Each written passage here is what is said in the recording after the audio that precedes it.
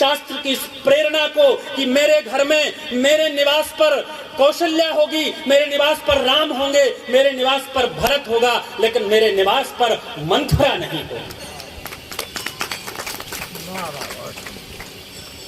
मंथरा को घर से निकालना है, तब इस मानस की प्रासंगिकता सिद्ध होगी। आइए मिलकर हम मंथरा को अपने घर से निकालें। मंथरा यानी कोई व्यक्ति नहीं है, मंथरा एक सोच है। मैं आपसे निवेदन कर दूं, मंथरा एक सोच है।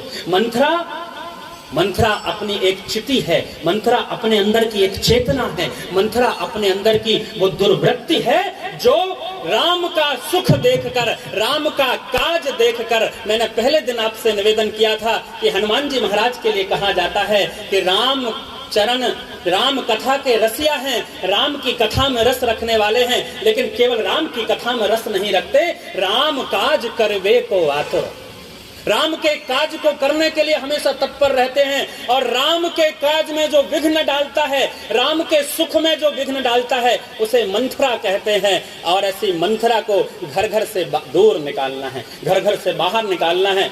यही इस कथा का मर्म होगा, यही इस कथा का धर्म होगा। क्योंकि मानस क्या है? मानस हमें अपने धर्म पर चलना सिखाती है, मानस धर्म बताती है, मानस मर्यादा बताती है। इसीलिए तो श्री राम को कहा गया है रामो विग्रहवान धर्मा, राम धर्म के विग्रह हैं।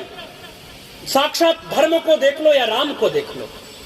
और धर्म का अर्थ क्या है? धार्यते इति धर्मः, जो धारण किया जाए उसे धर्म कहते हैं। और भगवत गीता कहती है स्वभावात् धर्मान उच्यते, स्वभाव ही धर्म है। अपने मूल स्वभाव का पालन करें, वह धर्म है। इसलिए आज के इस प्रसंग को याद रखें, घर घर से मंथरा को निकालना है, भरत को प्रतिष्ठित करना है। और मित्रों याद रखना, बंधुओं याद रखना, माताओं याद रखना कि मंथरा की कुबुद्धि तब तक काम नहीं कर पाई जब तक कि भरत कैकेयी के निवास में थे।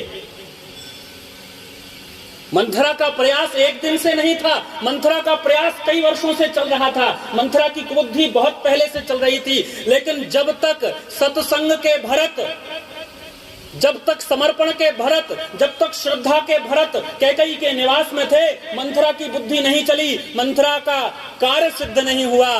जिस दिन भरत अयोध्या छोड़ कर गए, जब हमारे शरीर से, मित्रों हमारा शरीर ही लंका है, हमारे शरीर के भीतर ही कुंभकर्ण है, हमारे शरीर